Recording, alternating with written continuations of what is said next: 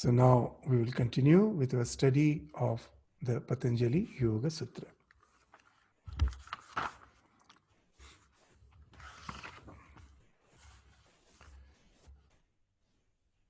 Om Yogena Chittasya Padena Vacham Malam Sharirasya Cha Vaidyakena Yopakarottam Pravaram Muninam Patanjalim Pranjaliranatosmi. I prostrate with folded hands before Patanjali, who benefited mankind by delivering yoga for mind, grammar for speech, and by removing impurities of body through medicine. So in the last class, we were studying the two phases of the asampragyata samadhi. The samadhi which entails the total arrestation of the mind. The mind with all its thoughts gets suppressed. And when the mind falls off, the Purusha, the conscious principle, which is the essence of our being, that shines forth for the first time in our evolution. We experience that I was never a part and parcel of Prakriti. I never needed the crutch called the nature. I always existed alone in my own right because of the ignorance which dawned in at the very beginning of the process of evolution, now completes its cycle when this realization comes of my real nature, that thinking myself to be a part of the Prakriti, I was in the process of constantly evolving. What was the basic need for evolution? Something within me was echoing that you are perfect, you are eternal. You have no limitations. Something within is constantly echoing. But as because of ignorance, I see my reality in the reflection of the Prakriti, and which Prakriti is constantly changing, which is a flow. The concept of eternity can never exist there. And now this dissatisfaction comes. Something within me is echoing that I am eternal, I am perfect, I am beyond all limitation. And what is happening? I'm finding that the reflection in which I have been deluded to think that this is the thing which is my real reality, which is constantly changing, which is in a flow. This dissatisfaction resulted in the biological evolution. We were constantly trying to, as if experience the eternity, the limitation behind all the limitations which we experience in our day-to-day life, to go beyond that, to transcend that. Constantly our effort to do that entails the biological evolution. But where we differ, the Darwin's model of biological evolution goes quite well with Vedanta. But where we differ, in the biological evolution, it is a straight line, as if the evolution has no limitation. It goes on and on. This quest for perfection goes on. But in yoga, in Vedanta, the idea is that a time comes when we can realize in this human birth, what we realize, that in this limitation, the reflection which I am seeing in the Prakriti, in that I can never find the perfection. The perfection which is echoing behind me is already there. Because of the delusion that I am the reflection, I was trying to realize that echo in the reflection. The moment I realize that reflection is not me, I am something apart from it, the effort stops. There's a let go. Because I know I'm already perfect. I leave off the Prakriti. So it is not an eternal evolution. It is not an eternal straight line of progress. It completes the cycle. From the perfection it started, because of delusion, the biological evolution was going on. The moment it realizes that this evolution is a product of the delusion, that I am the body-mind complex, immediately that renunciation comes, the let go comes. Let it fall off, because that has nothing to do with the real essence, which is my existence. It has nothing to do with that. Let it fall off. And then you reach that state of perfect isolation, the kaivalya, the state where you alone exist by your own right, without the need of the prop called Prakriti. So we found that that is possible only when we go to the state of asampragyata samadhi. Now, very interesting. In the last class, we stopped our discussion with the concept of bhava pratyaya. Bhava pratyaya, what it means? Pratyaya means the content of the thought waves. That the mind is constantly breaking into vrittis, into waves. Now those waves are not empty. The contents of the wave is the knowledge. Whatever is the content is the knowledge. Now when I have reached the state of pure asmita or pure ananda, bereft of all the distractions, of all ahankara, that at present all my happiness is linked with something. When I reach the state of pure asmita, pure ananda, where the asmita speaks of amness bereft of its association with anything, that gives a tremendous joy.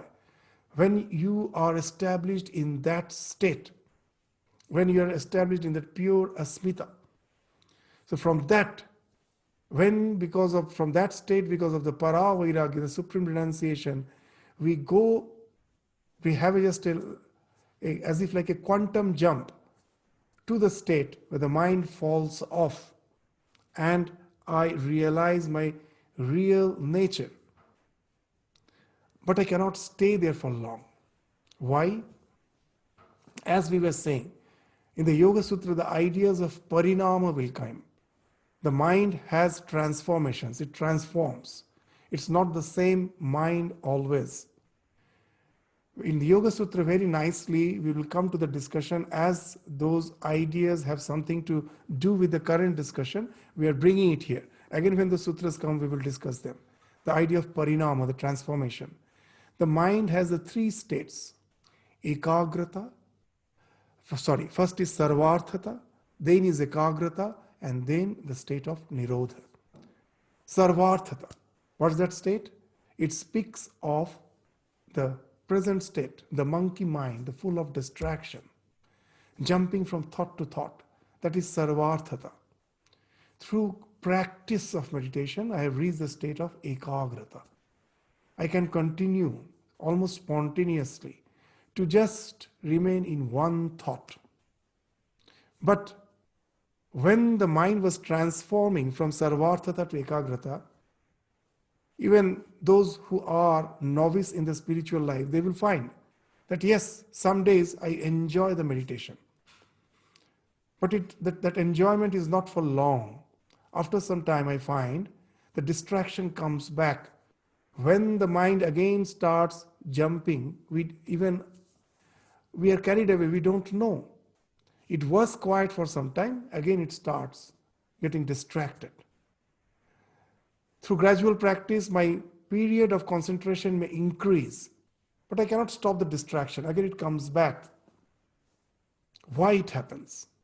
As we told that when I am trying to meditate, my mind, the subconscious mind, is already filled with the sanskaras, with the sublateral impression of sarvarthata. That was my habitual state. For lives together, I was just jumping from thought to thought. I never thought of concentrating. Now, when I am trying for the first time, I am an initiate in this process. What happens? The conscious effort is very weak compared to the force of the subconscious mind. It as it pushes out the conscious effort. Now the question comes, if that's the state, I will never succeed. But there the Yoga Sutra gives a clue. We will succeed if we have perseverance. They will just gives a very nice clue that how the mind got habitually distracted by constantly, repetitively leading that type of life. That has become our habitual mode. We were quite happy with that restlessness.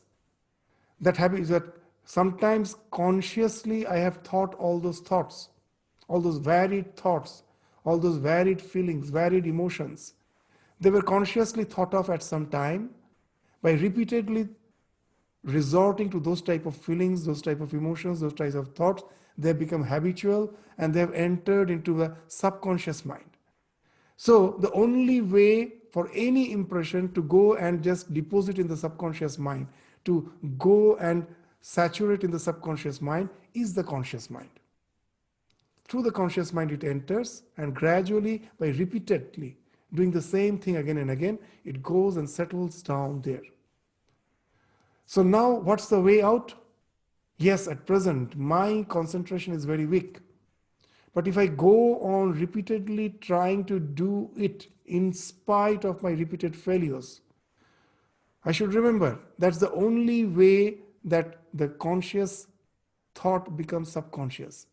Each and every attempt may appear to be failure, but it's not a failure. It is creating a subtle sanskara, and it is now gradually saturating your mind, almost imperceptibly. You are not perceiving it. Most of us have the impression that there is no change in my life, that though I do meditation as has been prescribed, I am practicing it every day, but there is as if no change. But the change is happening. It is happening very slowly. The subconscious mind is now getting purified. Gradually, all the distractions are washed off, and this ekagrata vritti now starts saturating the mind. By repeated practice, they become the sublateral impression, the sanskara. So a time comes, then we will find that the distractions have almost attenuated, are not there. The mind is in that ekagra state, constant flow. So what has happened? In the very first attempt, I couldn't keep the mind ekagra. Though I kept it for some time, again it went back to sarvarthata. Again, for some time I tried, it was ekagra, again it went back to sarvarthata. Through this to and fro process, at last gradually we found ekagrata is increasing, sarvarthata is decreasing, and a time comes through this process that the mind is habitually ekagra. It is no more distracted. Now the same practice again happens from the ekagra to the nirodha state. For the first time, when you go to reach the state of asampragyata yoga, the total arrestation of the mind with the paravairagya which we were describing in the last class, with the supreme renunciation, even the one vritti which you are holding on, that also falls off. The mind cannot stay in that totally thought arrested state for long.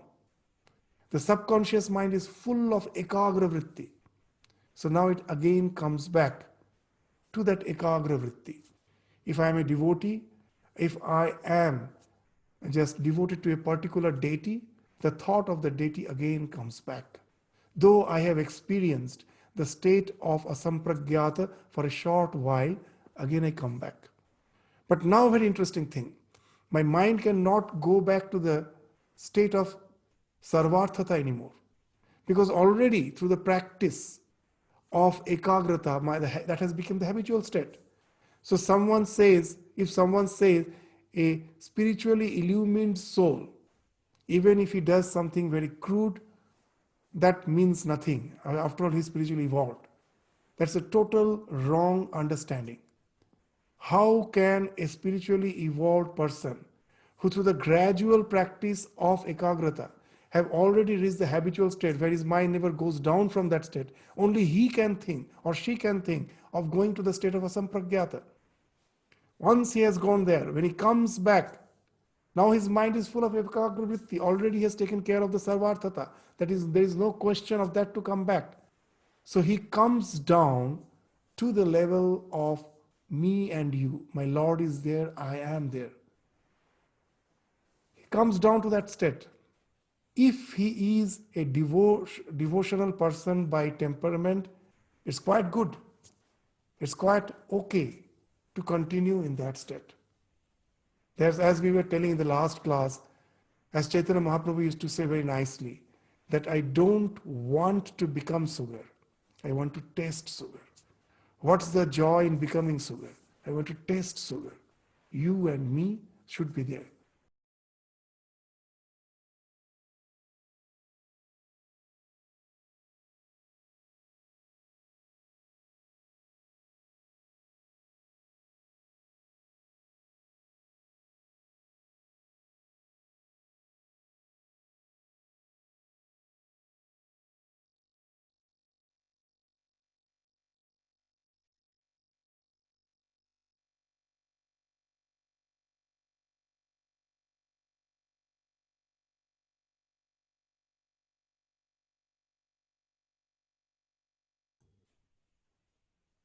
Am I audible? Yes, Swamiji. There was some disruption for some time, I think. There was a network disturbance. It stopped for some time. Now I'm audible? Yes. Yes, Yeah. Swamiji. Okay. So let me continue. So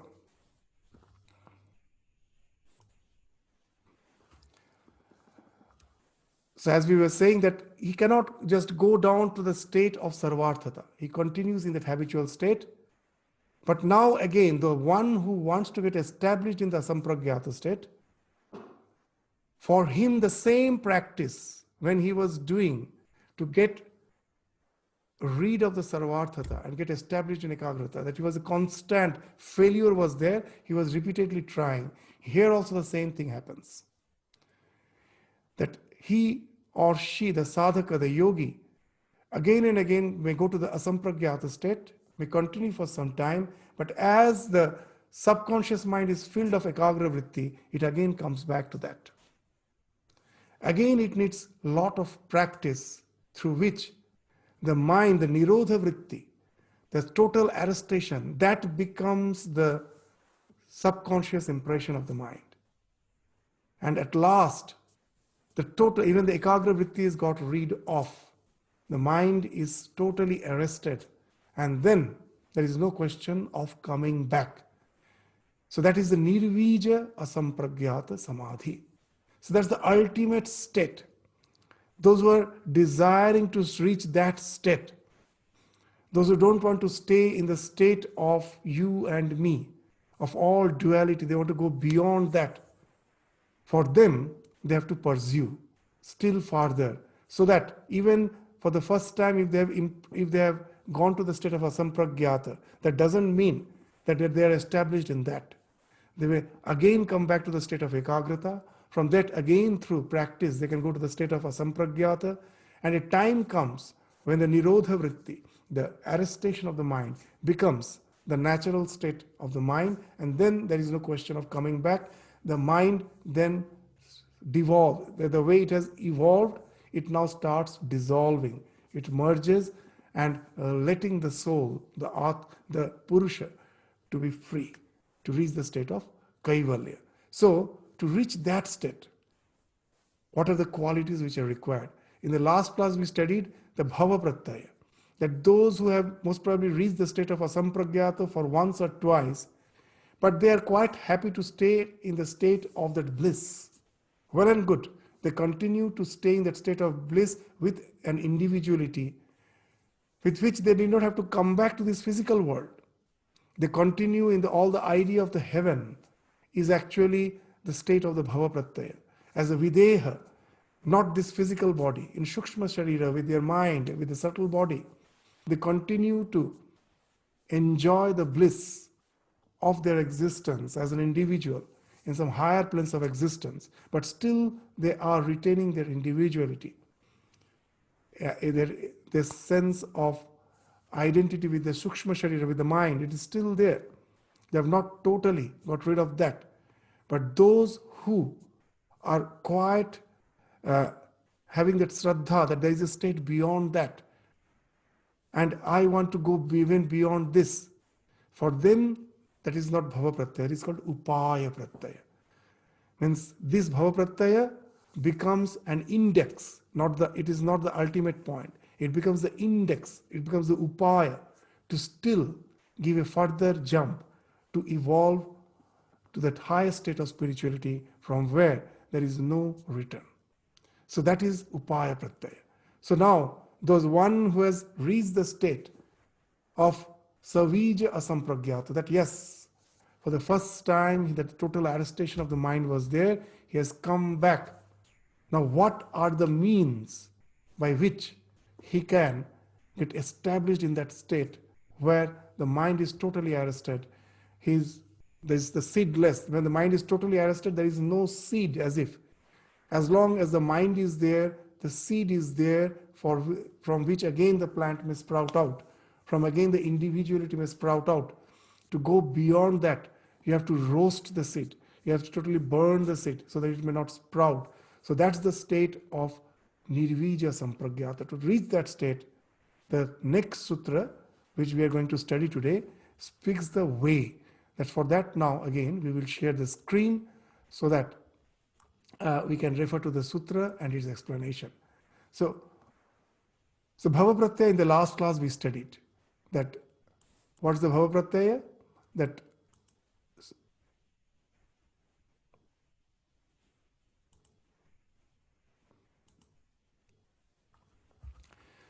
so the supreme renunciation which results in even that renouncing Ritambhara Pragya is termed as Paravairagya. We studied in the last class.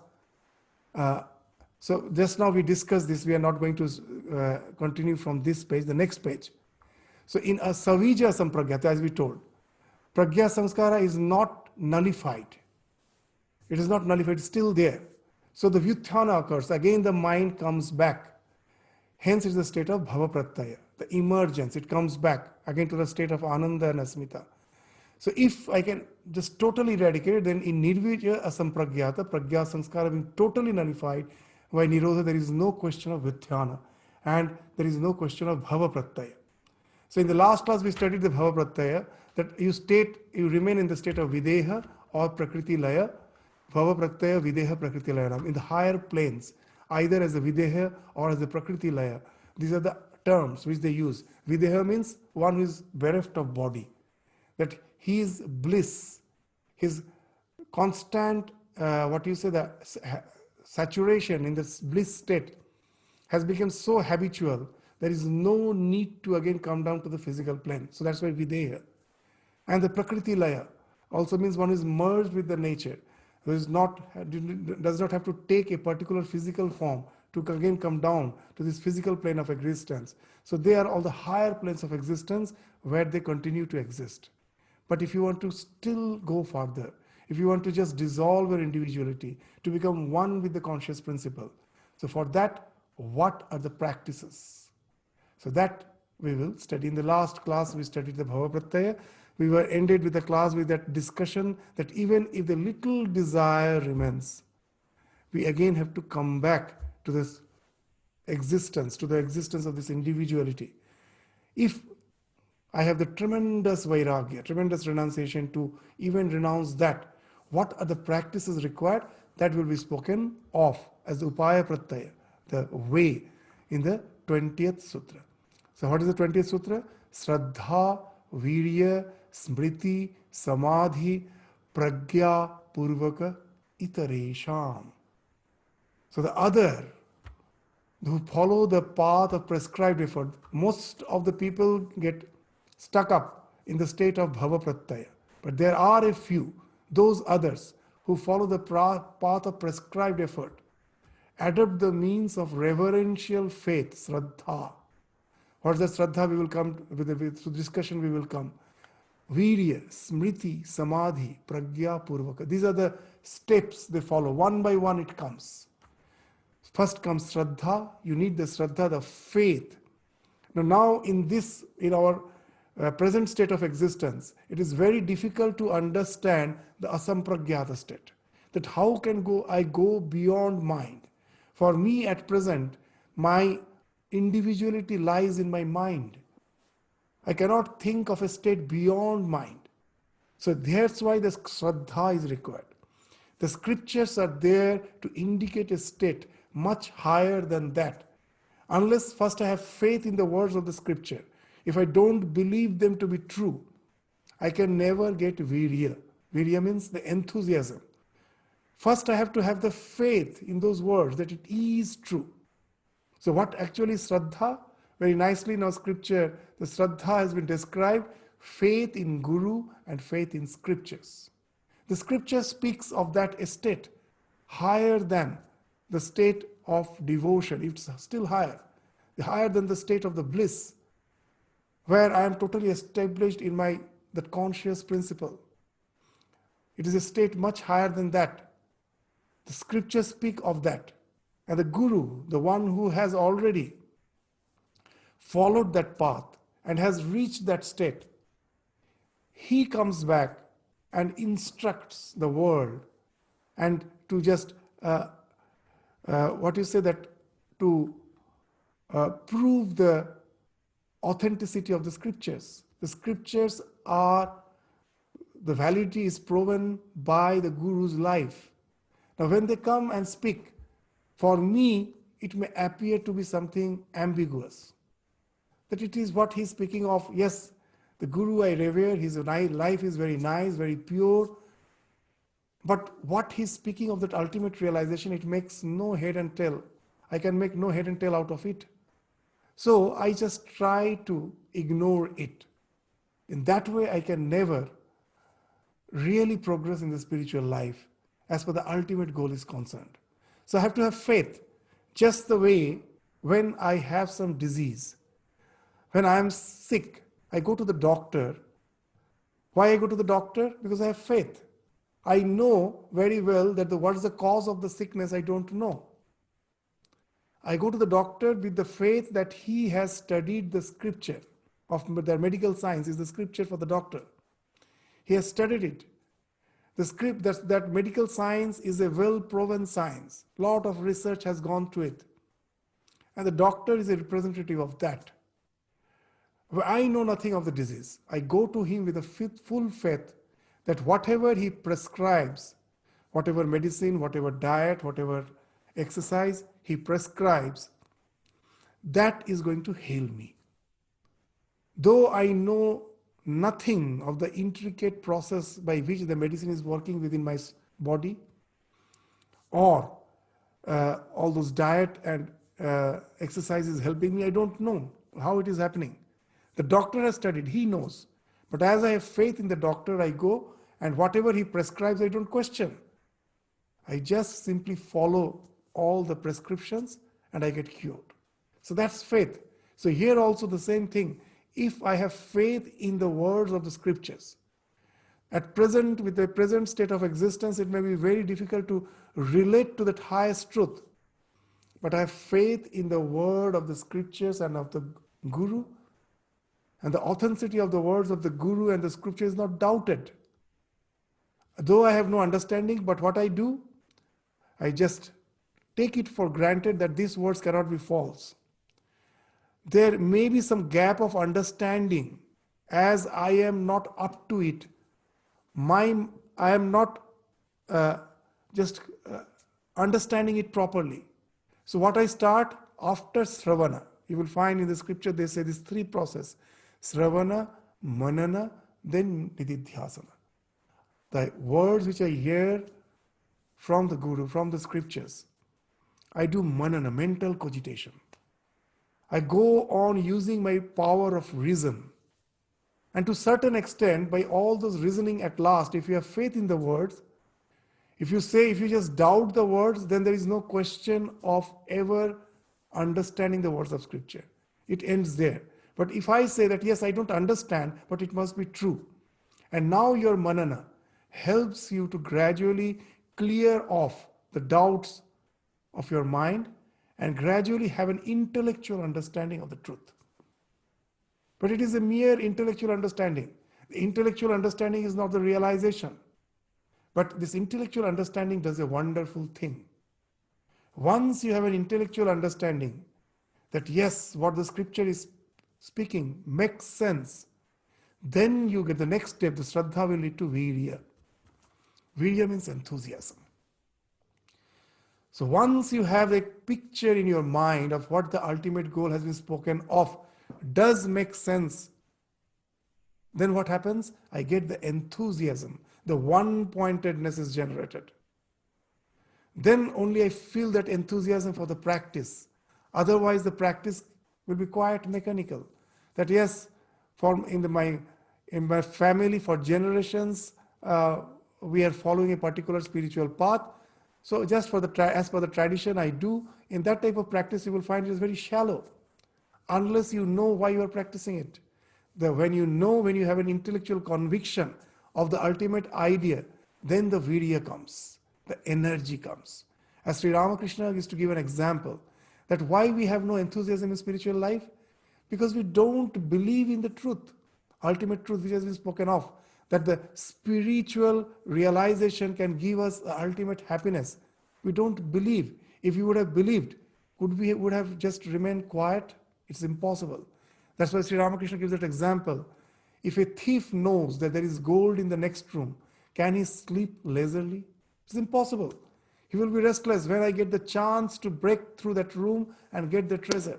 So once you know that for certain, that if you can get established in the treasure which is already within you, the conscious principle, if you can get one with it, if you can get rid of all the wrong associations, which is the product of the ignorance, you can really have that establishment in the perfect bliss. If you know that, the bliss which has no interruption, this atyantaka dukkha nivritti parama sukha, there is a parama sukha prapti. That's the ultimate goal, the happiness which has no interruption. It is like taila dharavat. They say that when you pour oil from one vessel to other, there won't be any interruption. There's just a constant flow. Because of the viscosity, there's a constant flow.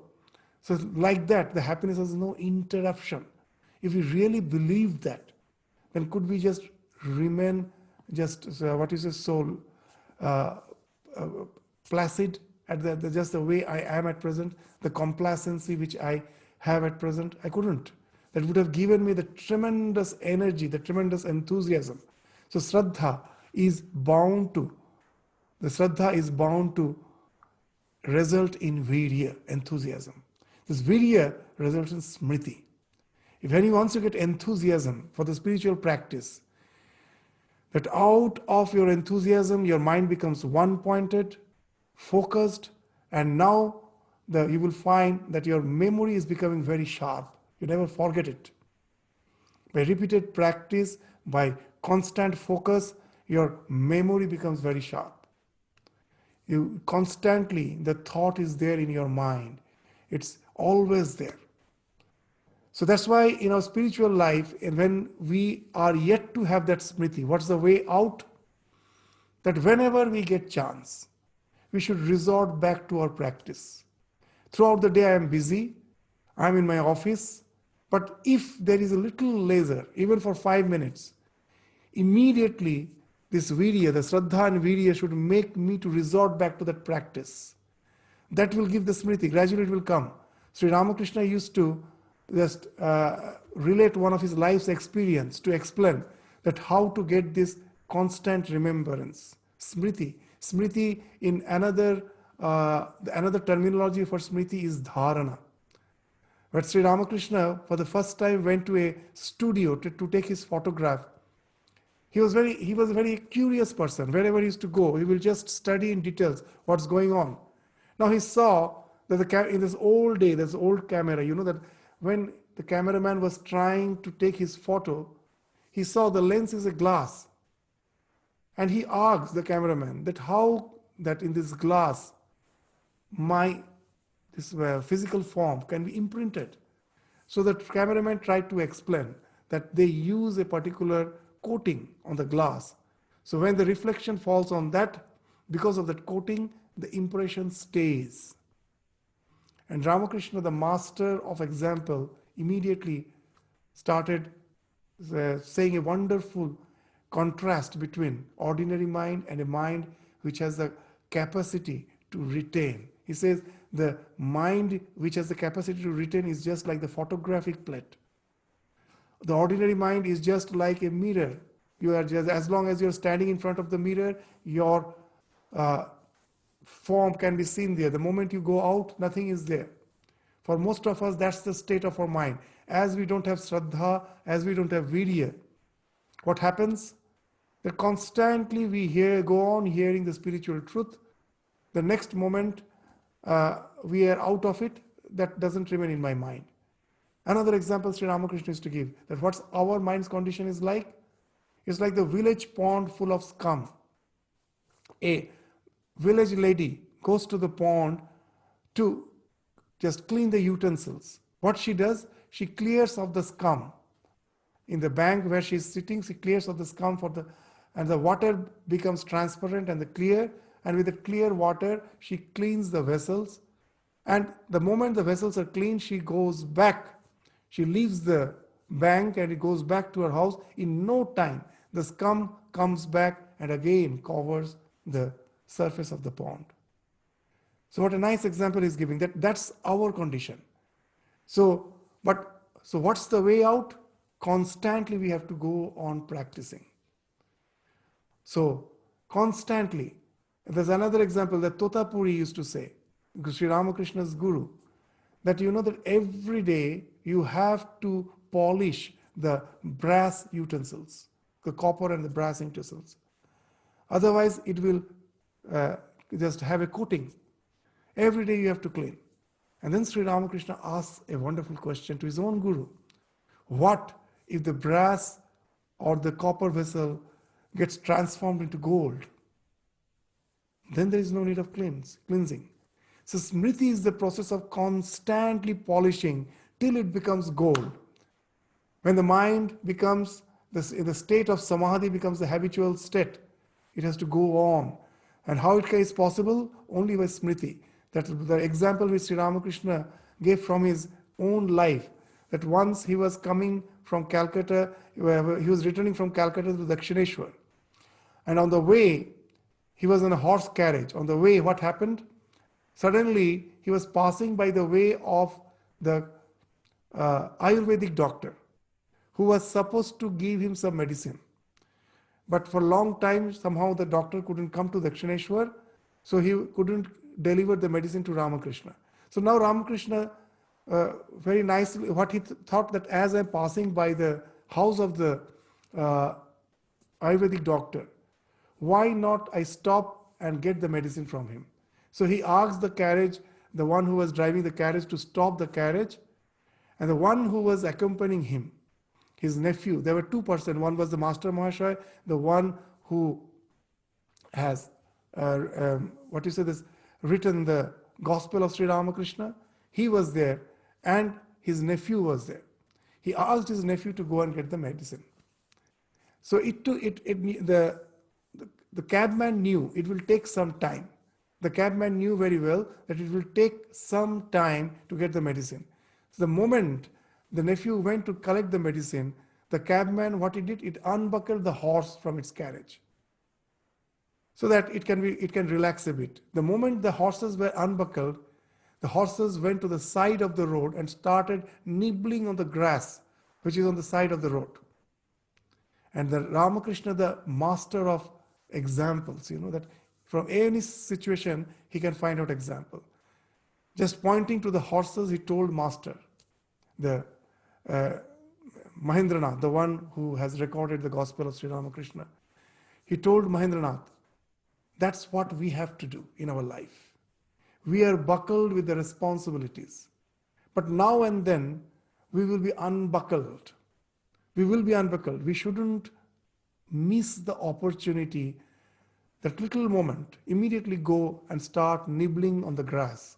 That is, start your practice, start thinking of the spiritual practice which you have adopted in your life. Just start doing that. So that is the thing which is being indicated by the nibbling of the grass. So that will end up in smriti. When you go on doing that, then that becomes a habitual state of mind. When that becomes a habitual state of mind, when through smriti, then what happens?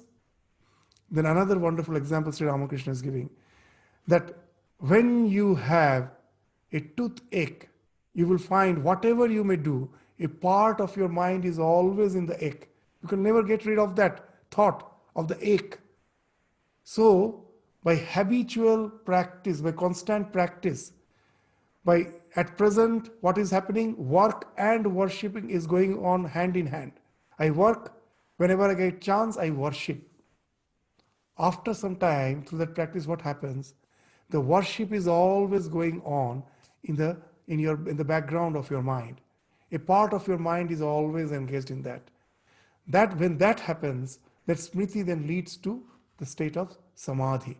The smriti will lead to samadhi. That's being indicated here. That the smriti, see, so Shraddha leads to Virya, Virya leads to Smriti, Smriti leads to Samadhi. And Samadhi, from the Samadhi we have already studied, that when you get established with the pure amness, unbiased amness, that will give you that wisdom, pragya, the discriminative knowledge. From that, the para vairagya, the supreme renunciation will come. That's being that when that supreme renunciation comes, then what happens?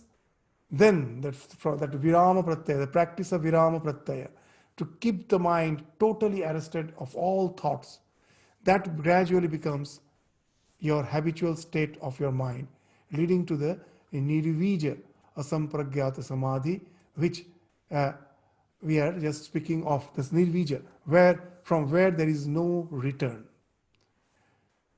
So it may appear something to many very terrifying, but actually what, as in the last class we were giving in the example, Swamiji used to give that example.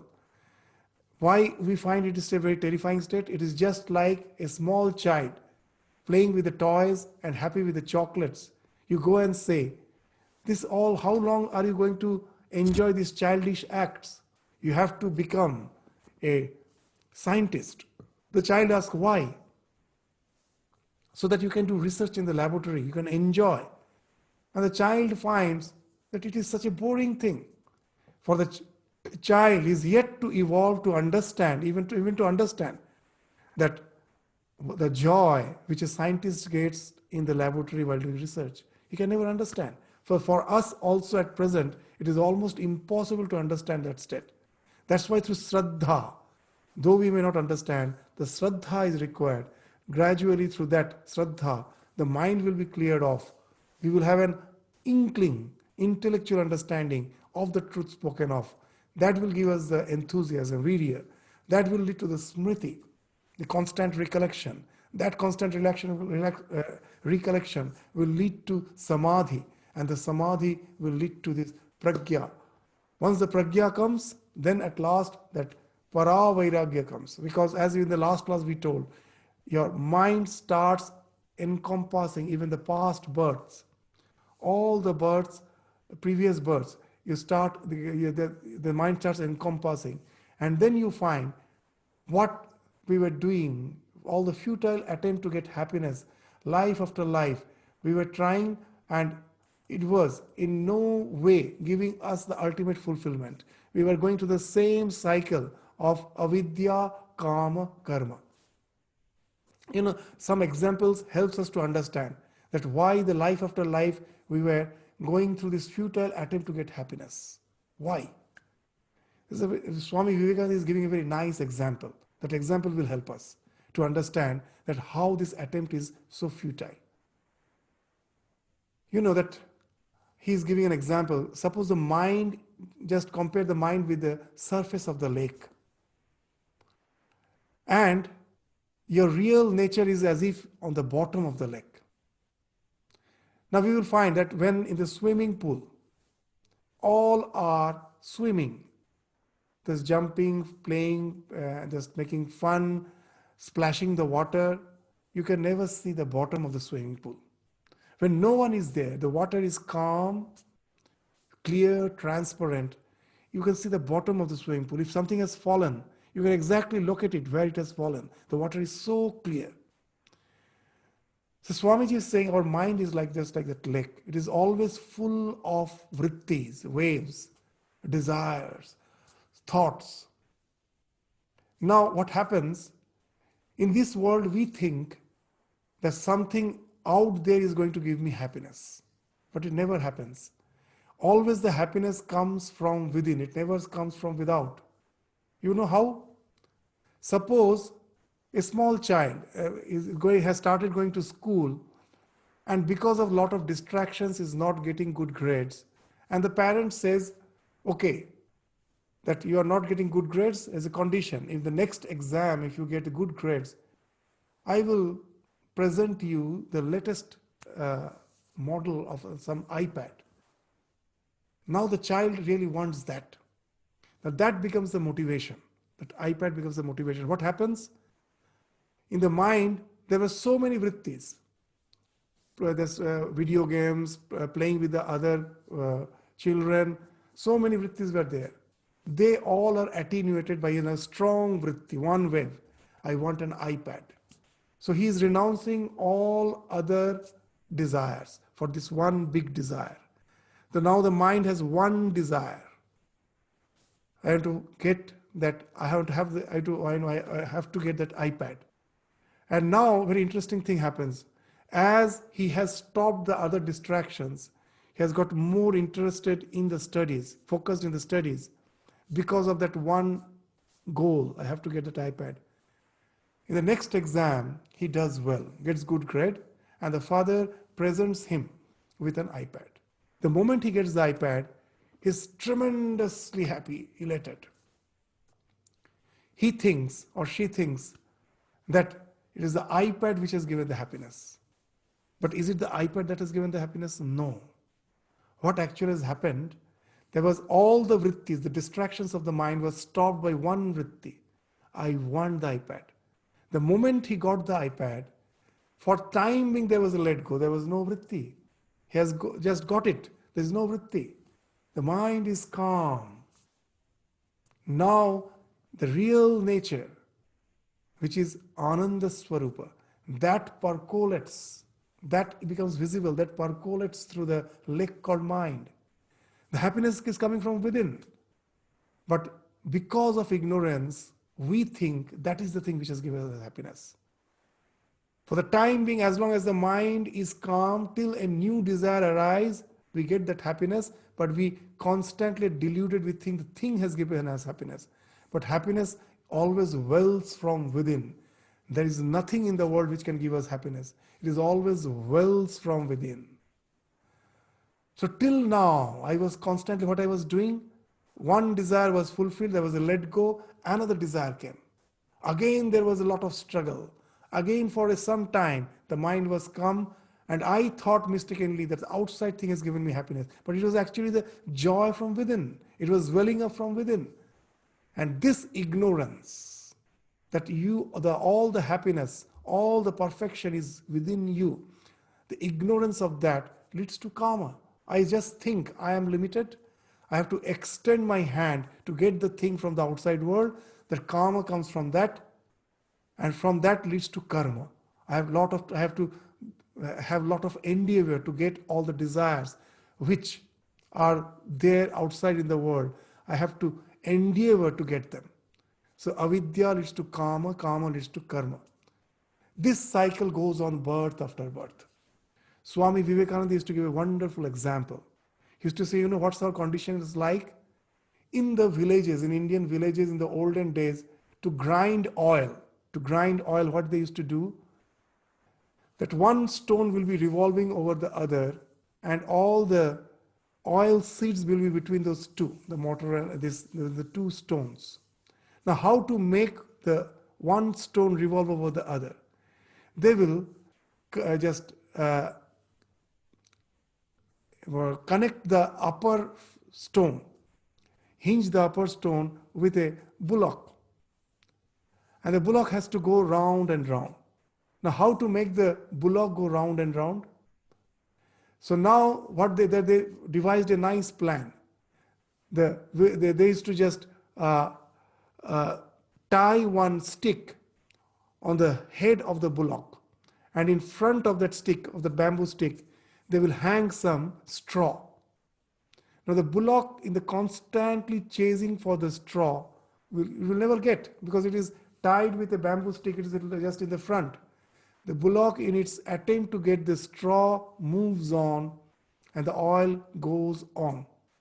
What is this? The oil is pressed. The oil from the oil seed, the oil is pressed. So that, like just the same way as Swamiji is saying, the nature has made us like that bullock.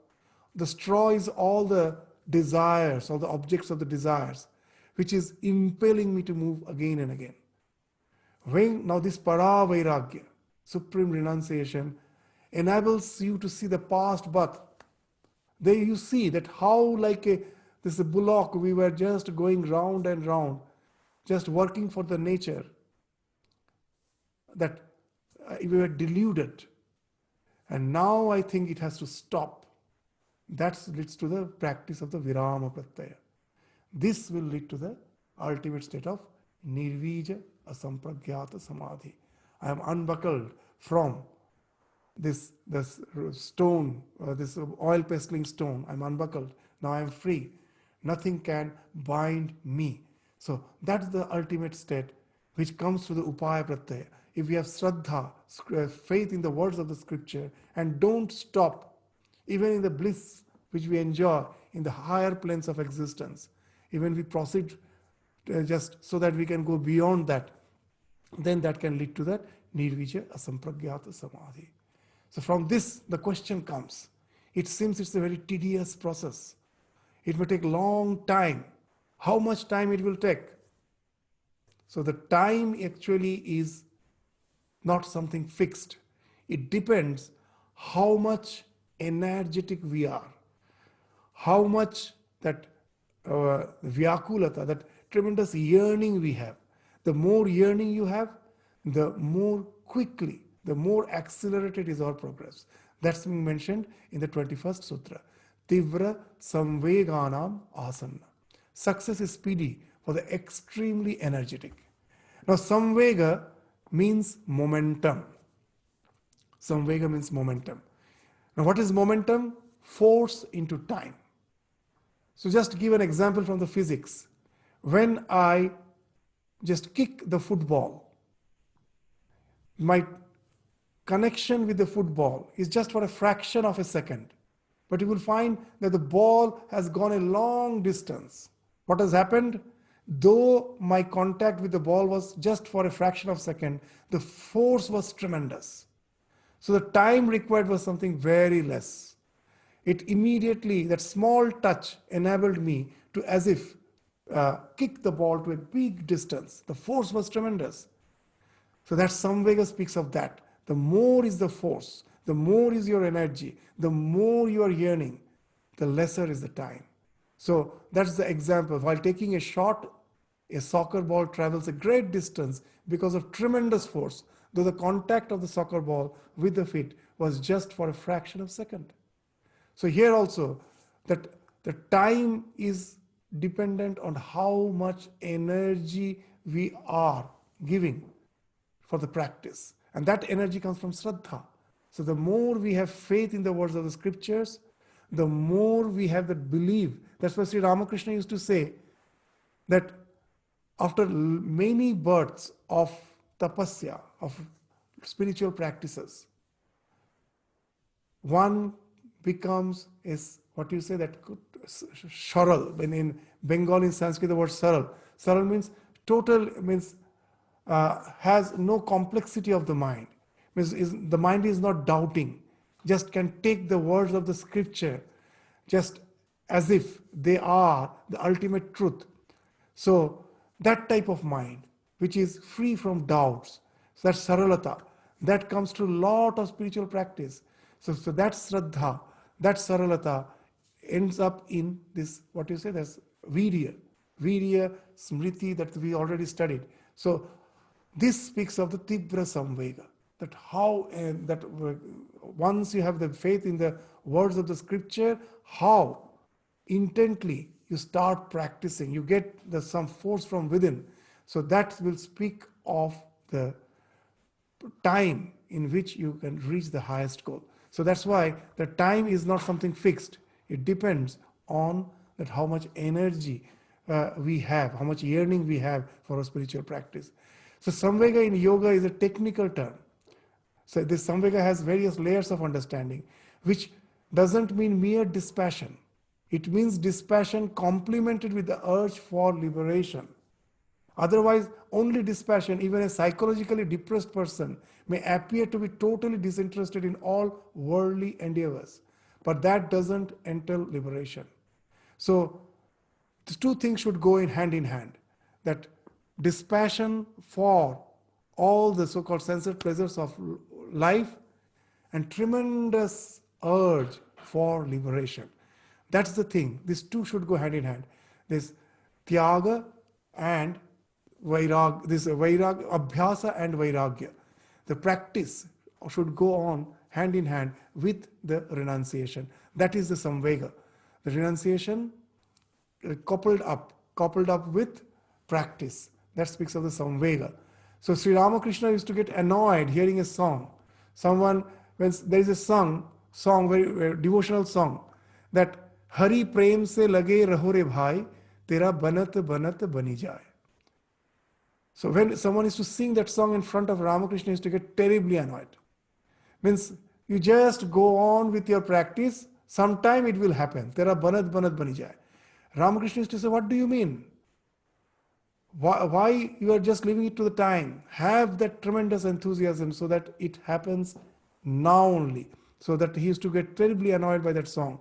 Tera banat banat bani jaye. He never liked that idea. So example is cited by Vyasa in the commentary of Samvega. Suppose a person is passing through a dense forest which is full of carnivores, wild animals who eat flesh. Now what happens, it's almost getting dark. So as the person knows that once it gets dark, the chance of getting attacked by the carnivores, it's more probable. It's more probable. So what happens, his pace now increases. He starts almost running so that he can come out of the jungle before it gets dark. So his fright-induced pace to be out of the jungle before it gets dark is an example of samvega. So because of that speed, much quicker he comes out of the jungle. So if a yogi feels the world to be like a jungle full of wild animals and wants to be out of it with an emergency of purpose, then naturally what will happen? The time taken will be much less. So Sri Ramakrishna used to give that example, that what's that urge like? So when a disciple asked the Guru that I have so much urge but nothing is happening, the Guru took the disciple to a pond and hold his head under the water. And when he was gasping for breath, at last he released him and asked, how were you feeling? He told, I was gasping for breath. And the Guru asked, is your urge like that? Do you really feel that you are submerged in the world and you want to be released? You're as if gasping for breath, you're feeling breathless. That's the urge. If you have that type of urge, realization will happen immediately. So Sri Ramakrishna used to say, very nicely he used to say, that what's the urge like? Urge is like the red hue of the dawn, early dawn. In the dawn, early in the morning, when the sun is yet to be seen, the sky has taken the red tinge. There's a red hue in the sky. You're seeing the red hue, you know very well the sun is going to be visible in a very short time. So Sri Ramakrishna used to say, urge in spiritual life is just like the red hue of the dawn. If you have it, know it for certain, the sun of realization is soon to be seen, is soon to be realized. So that's the thing which is this is a very interesting sutra, this Tibra Samvega Namasanna. There is no fixed time. The more is your urge, the more quicker is your spiritual progress. So the 22nd Sutra just reinforces that idea. Mridu, Madhya, Adhimatrat, Tata Api Vishesha.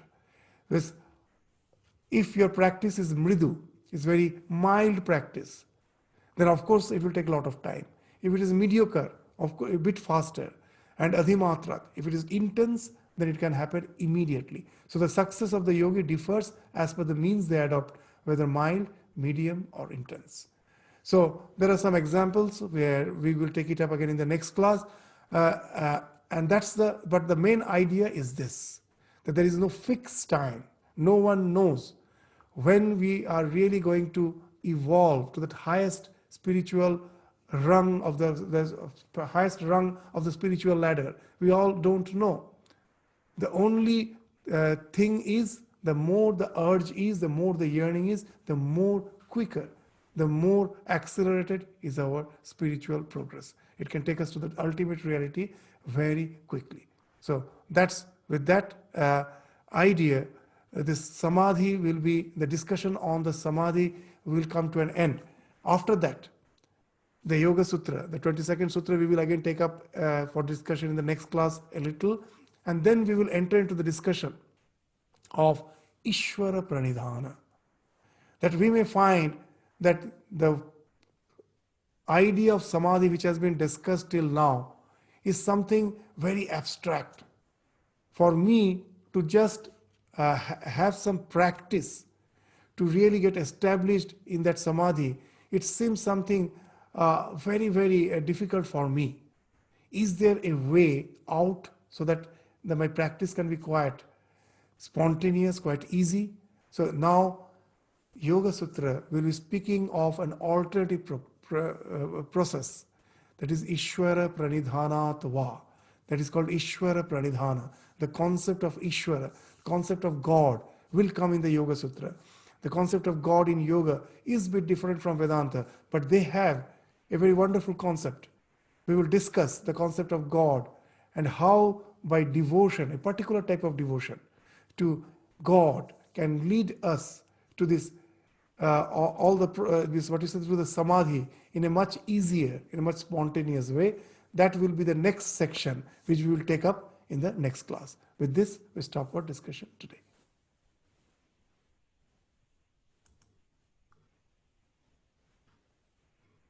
Thank you, Swamiji. That was Namaskar. Namaskar, Swamiji. Namaskar.